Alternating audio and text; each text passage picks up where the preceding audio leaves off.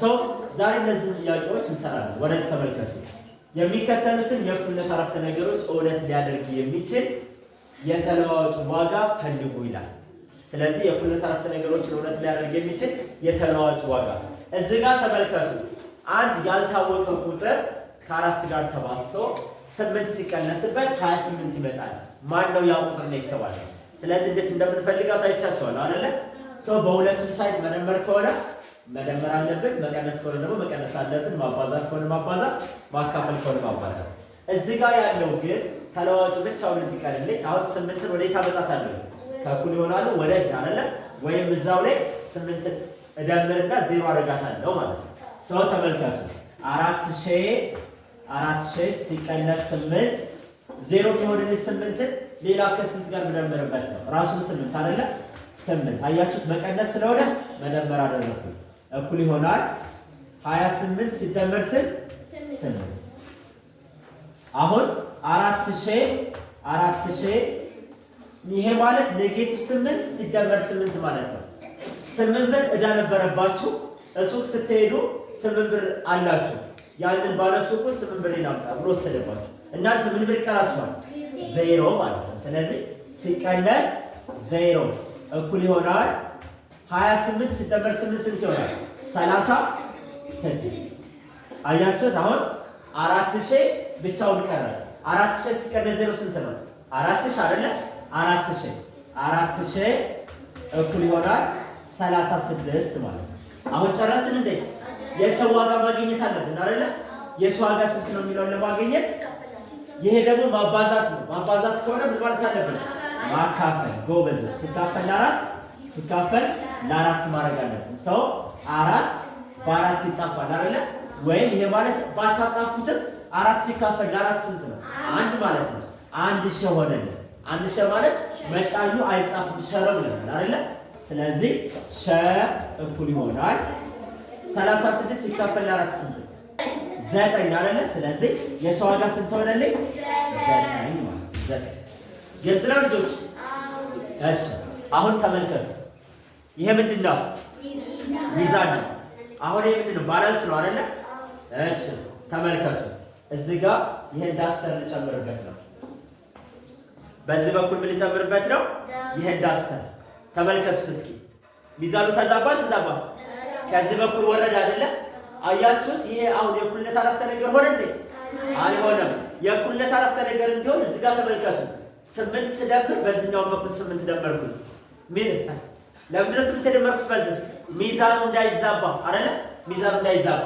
ይሄን 8 ካልደመርኩኝ ልክ እንደዚህ ሚዛኑ ዳስተሩ ሲጨመርበት ሚዛኑ እንደተዛባው ሁሉ ይቺ 8 በዚህኛው በኩል ካልተደመረች እኩልነት ምልክቱ ይኖራል? አይኖርም። ምን ይሆናል? በዚህኛው በኩል ያለው ወይ ይበልጣል ወይ ያንሳል አይደለ? ስለዚህ የእኩልነት አረፍተ ነገሩ ይዛባል ማለት ነው። የእኩልነት አረፍተ ነገር ማለት ልክ እንደ ሚዛን ነው። እሺ ተመልከቱ። በዚህ በኩል ሲካፈል ለአራት አደረኩኝ ሸብቻውን እንዲቀር። በዚህ በኩል ባላካፈለው ሚዛኑ እኩል ይሆናል እንዴ? አይሆንም። አሁን የሸ ዋጋ ስንት መጣልን? 9 አይደለ? እስኪ እናረጋግጠው። በሸ ቦታ 9ን ተኩ 4 ሲባዛ 9 ስንት ነው? 36። 36 ሲቀነስ 8 ስንት ነው? 28። 28 እና 28 እኩል አልሆነልንም? ስለዚህ የእኩልነት አረፍተ ነገር ማለት እንደምንድን ነው? ሚዛን ነው ማለት ነው። አሁን ዳስተሩን ሳነሳለት ምን ይሆናል? ባላንስ ይሆናል፣ እኩል ይሆናል። አያችሁ? ግልጽ ነው። ልክ እንደዚህ እኩል እንዲሆን ምን ማድረግ አለባችሁ? በሁለቱም ሳይድ መደመር ከሆነ መደመር አለባችሁ፣ መቀነስ ካለባችሁ ደግሞ መቀነስ አለባችሁ ማለት ነው። ሁለተኛው ጥያቄ እንሄዳለን።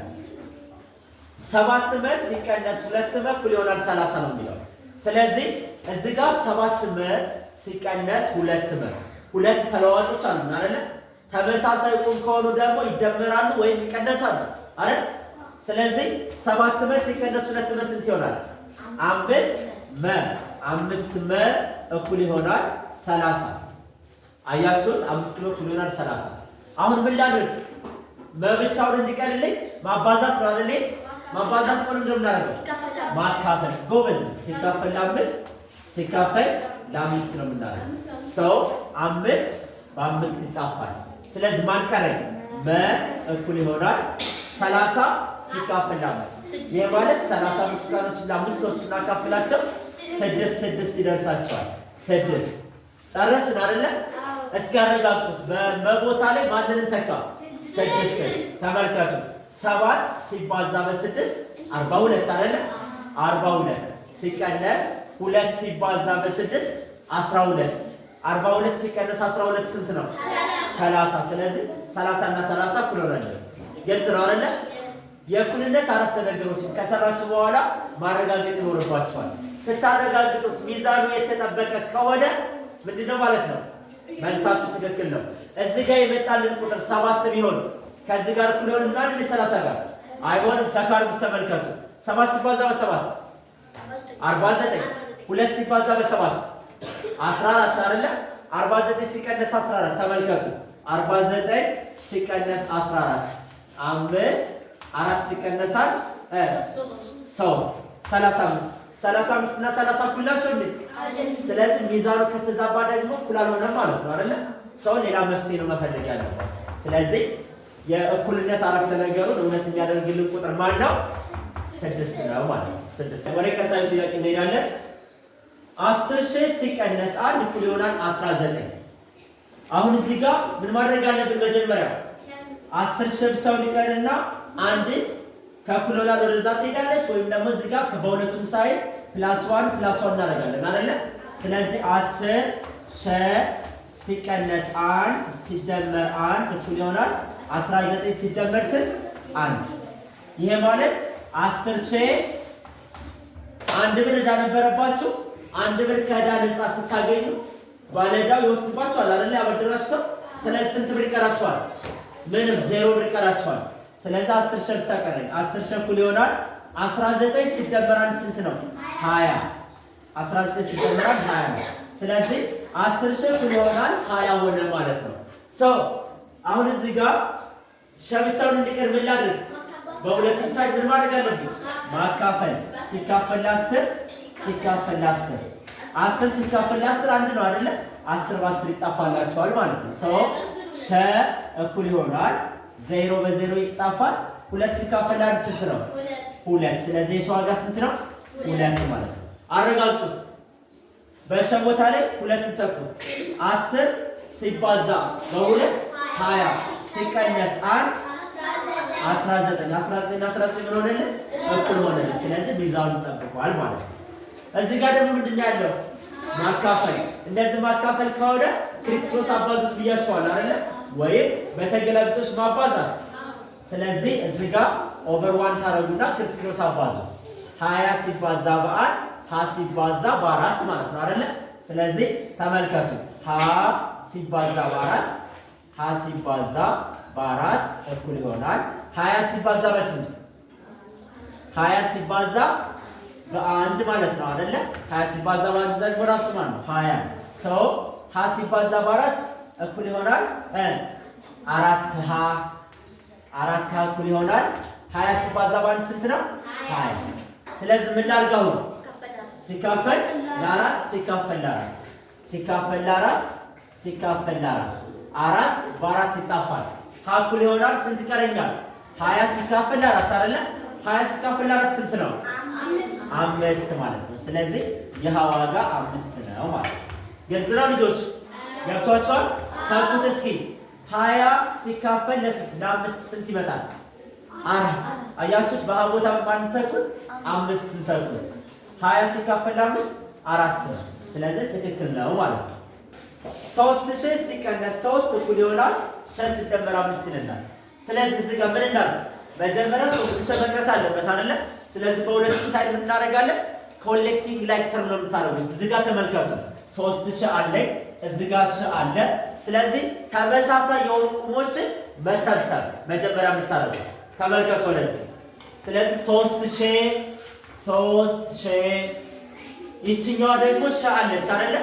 ሸን ወደዚህ ስታመጣት ምን ትሆናለች? መደመር የነበረው መቀነስ ይሆናል። እዚህ ጋር ምልክት አለ እንዴ? የለውም።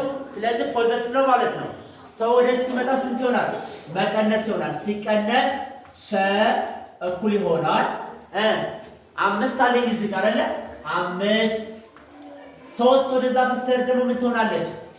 ማንኛውም ምልክቱ ኔጌቲቭ የሆነ ምልክት ካለው ከእኩል ይሆናል ወደዛ ሲሻገር ምን ይሆናል? መደመር። ስለዚህ ሲደመር 3 ይሆናል ማለት ነው። ሰው አሁን ምን እናድርግ? 3000 ሲቀነስ ሺህ እዚህ ጋር መጣኙ ስንት ነው? መጣኙ ስንት ነው? እዚህ ጋር 1 ነው አይደል? ስለዚህ 3000 ሲቀነስ ሺህ ስንት ይሆናል?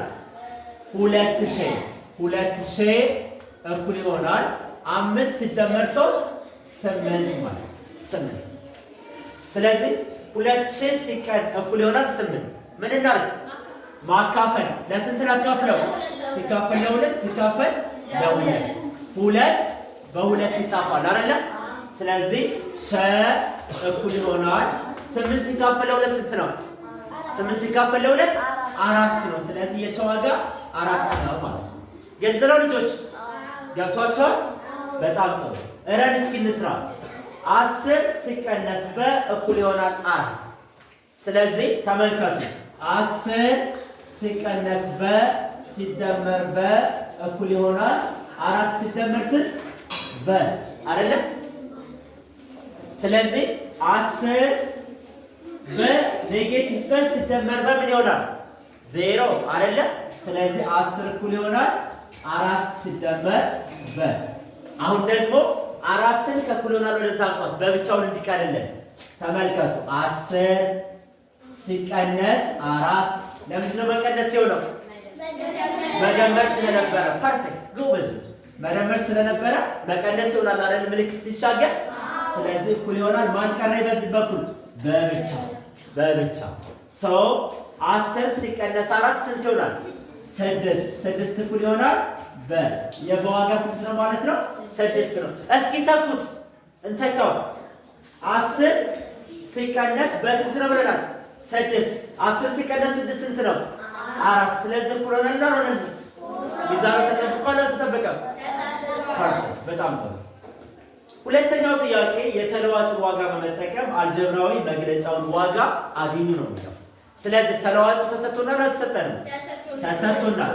ሸ ስንት ነው? 4 ነው። ቀ ስንት ነው? 23 ነው። ስለዚህ በሸ ቦታ 4ን ትተካላችሁ። በቀ ቦታ ደግሞ ስንት ነው የምትተኩት? 13ን ትተካላችሁ። ሰው ነው 2 ሲባዛ በስንት? በ4 ነው የምታደርጉት። 2 ሲባዛ በ4 ሲደመር 5 ሲባዛ በስንት? በ23 ማለት ነው። 5 ሲባዛ 23 ሲቀነስ 14። ስለዚህ 2 ሲባዛ በ4 ስንት ነው? ኤፍራታ